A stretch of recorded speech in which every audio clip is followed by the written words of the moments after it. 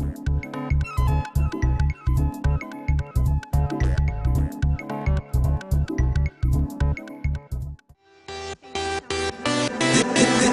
everyone. Welcome to the music panel at the 140 conference. Hello. It's all right now. This is the night of my life. I'm gonna run this town. So you already know what it is. I partied all over the world, but never like this. This is the night of my life. Yeah, the week went fast. Got a pocket full of cash, so you know where I'm going. You don't even gotta ask. Call up the homies, tell them we heading out tonight. Call up some shorties, tell them it's going down tonight. And we gon' party, yeah, like it ain't no. You're listening to Night of My Life by Dash. I could do all that 'cause money ain't no. So, welcome everyone to the music panel at the 140 conference. I am Leslie Hall. I'm the president of Iced Media Digital Marketing Agency.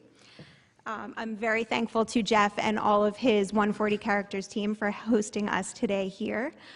Before I introduce our wonderful guests, I just want to go over a few logistics. We're going to try to leave a few minutes at the end for questions, so you can hold your questions till the end. For anyone at home or anyone in the audience that has a question during the panel, please feel free to use the hashtag music140, and I'll try to keep an eye on that on Twitter so I can take questions throughout the panel.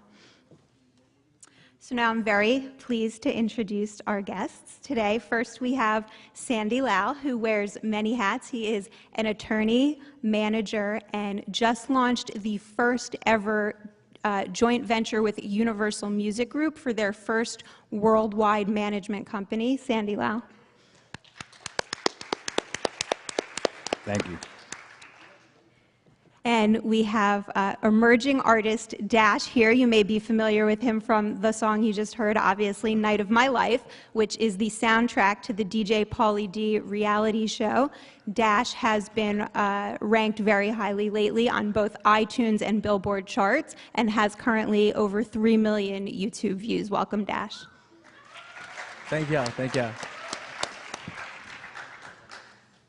So this year, the topic of our panel is the music industry in the age of the reality star. We've seen a tremendous cross-pollination lately of the music industry and a lot of reality shows, whether it be The Real Housewives, Love and Hip Hop, or even American Idol or The Voice. And I think lately we've all kind of noticed that, staying consistent with the theme of the state of now, right now for the music industry, you're really seeing a lot of musicians that are more known for their fame and celebrity than necessarily their talent. So we're really excited to have these experts here to explore some of this phenomenon with us today. So the first question I want to ask to both of you, in the current state of the music industry, do you feel that it's more important for an artist to have a strong personality or incredible talent? We can start with Sandy. Well, it depends on who you ask, but True. I think you're the executive, right, the yeah. business. Well, I mean, it depends on the what suit. executive you ask, but We're asking the suit. from my standpoint, I mean, talent will always reign king, but personality is extremely, extremely important. I mean, there's plenty of artists out there that are very talented, and some of them are triple threats and so on and so forth. But at the end of the day, one thing I always preach is that a record is really a marketing tool to get a fan to buy into their artistry and their personality. So when that happens, that's when an artist is really going to be successful. I mean, having a song out there that's just a song dangling isn't really the end goal. The goal is that song to connect with fans and create a real base so that they buy into the artists and wants to watch them perform, wants to buy, the rest of their album, wants to follow them on social media and pay attention to what they talk about and how they live their lives, maybe buy, a shirt with their face on it, so on and so forth. So, at the end of the day, it's it's a brand building project, which, obviously a personality is very important. Otherwise, it's not really going to work. And I think on that note, Dash, you're, obviously a young artist with explosive success based on your single having been chosen for the Pauly D show, who's arguably one of the, most recognizable reality stars today. Has it been challenging for you as a new artist that's been so closely associated with the success of the single and the show to kind of create a separate persona or identity for yourself outside of that? Well, it's funny that you asked that because at first I was kind of worried because I was like, I remember I was in an airport one time and these dudes ran up to me and they were like, "Hey, Pauly D guy," and I was like, "Yeah, I'm actually an artist. My name's Dash," So at first I thought that people were gonna, associate me so much with the TV show, but I think that all in all, at the end of the day, I was doing a song with Pauly D for his show, It's a great song. It's really about Pauly D, like how he lives his life. The night of every night for that guy is like the night of his life. Like he just lives life to the fullest. So we were doing a record for him, but I actually, it aligned with my brand as well. So my next single, "Love to Love You," coming out this summer, will be, it'll kind of show people more of who Dash is, aside from Pauly D. So I don't really think that. I don't foresee any like difficulty differentiating Pauly D and Dash. Like we're just homies, So. Okay.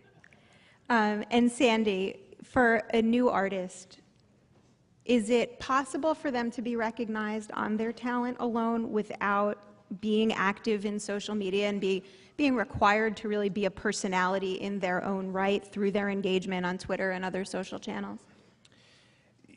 I mean, it's always about, talent finding and how to get to, the right person to exploit your talent, right? If someone's very talented, I mean, you hear all types of stories of how they're discovered.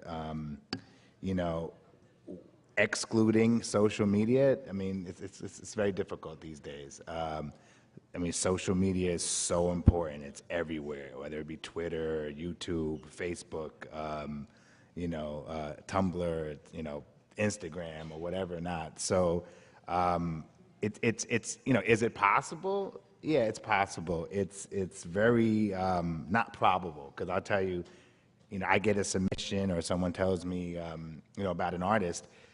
I make it real easy on everyone. Okay, send me their online stuff. Send me their Facebook, their YouTube page. So you want to see their stats as well as listen to their song? Well, it's twofold, right? One, from one standpoint, it's very easy to listen and evaluate an artist based off of, their viral properties. A YouTube video, a show that's on YouTube.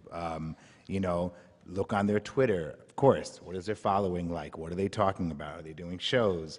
Are they interacting with the fans? So on and so forth. But so it's twofold. I get to evaluate them, and from the standpoint of their talent, without having to, just have a meeting or just listen to music. And at the same time, I get to see, what are they really doing out there?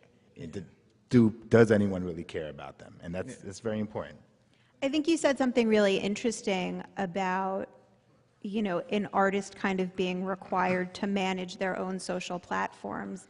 And historically, it wasn't really the responsibility of the artist to promote themselves. Right. But in this current day climate, you can't really have, or maybe you can, but, can you have an effective Twitter profile that's being handled by a record company? And if not, how are the record companies really dealing with now needing the artists to promote themselves in a way that historically they haven't had to?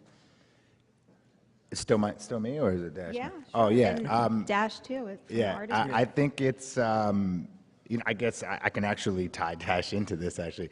It's actually interesting that now, traditionally, as you said, it's always been the record company or them outsourcing all of the marketing and promotion, and now an artist has to do a lot of it themselves. This day and age, an artist has to work more than ever. They have to continuously be online. They have to continuously promote themselves.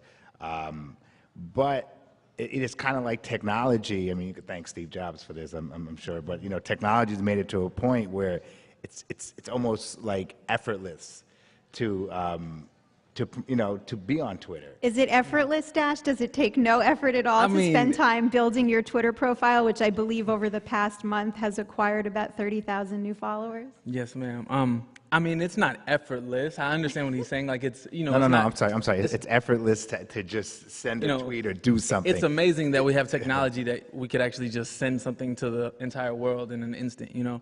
But it definitely does kind of, you know, it takes effort on the behalf of like an artist, you know, because usually you just want to zone out, make music, write, you know what I'm saying, create. But then you also have to remember, oh wait, I have to tell my fans what I'm doing, you know? And I think it's actually like, it's an amazing thing because now you can kind of bring fans along for the ride with you, along for the journey, and that's something that I'm trying to use to my capabilities as well. I think like Michael Jackson, actually, rest in peace, was actually, he used to talk about the mystery of an artist. We have Mr. Charlamagne in the house. Sorry, so our third panelist, Charlamagne the God, has joined us. We're so excited to have him here from top morning show in New York City, Power 105, MTV's 2's Guy Code, and MTV Hip Hop Point of View. Welcome, Charlamagne. Thank you. A few minutes late, but wonderful to have him. Go ahead. Sorry, Dash was... No problem. So yeah, I was just saying, you know, Michael Jackson used to talk about like the mystery of an artist and how you had to kind of be that elusive kind of person that everyone wanted to just know more about. But nowadays with technology, you know what I'm saying, like it's more like you need to bring the people along with you. They want to see what you're eating, you know what I'm saying, like tweet a little meal, put it on your Instagram, you know, send it to your Twitter, like, so you really just get to bring your fans along for the ride with you. And I think it does require a little more work, but it's better in the long run. So Charlamagne, as you know, a member of the media and you know someone that may be thought of as even potentially a gatekeeper to mainstream exposure for a lot of these artists, with a lot of the artists you're seeing, is it more important for them to be the most talented artist or the most famous artist? Oh, we definitely live in the era of no talent. You know, when you look at people like the Kardashians, you look at reality shows like Basketball Wives and Love and Hip Hop, we definitely live in the era of no talent. You can be famous with no talent, but I think, you know, to have a very long-standing career, you have to have a combination of both.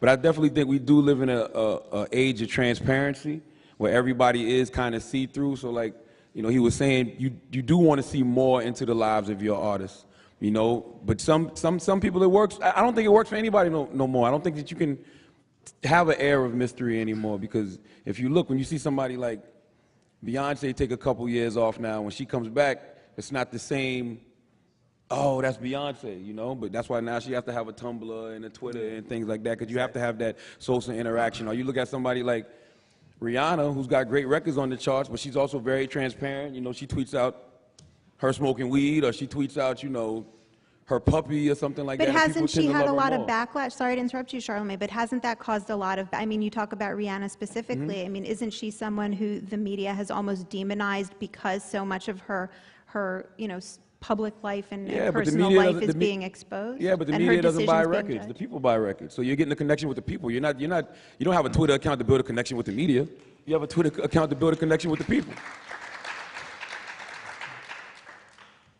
Dash, I mean, you talk about this mystery that Michael Jackson is kind of known for. Is that even a possibility today? I mean, I kind of agree with Charlamagne. You know, I think nowadays it's really not. You know, if you take some time off, people are like, "What are you doing?" Like, we want to follow you. We want to, you know, constant updates every day from our favorite artists. So, you know, and then when you mention people like Rihanna, like I think it's interesting. Like Rihanna, Gaga, like Bieber, like they have huge social followings. You know, on Twitter, like.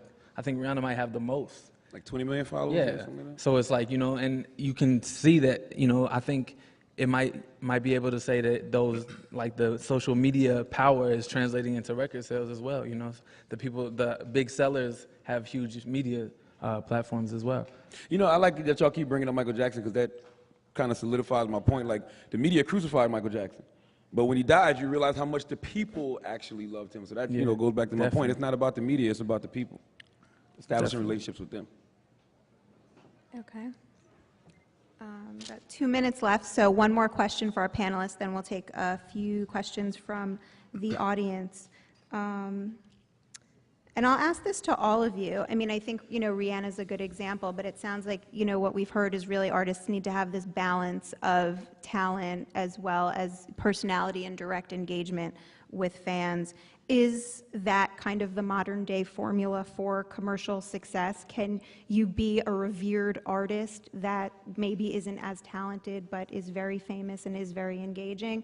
Is there a true formula that exists, or can we actually say is talent or personality more important or more valuable, I guess, for commercial success?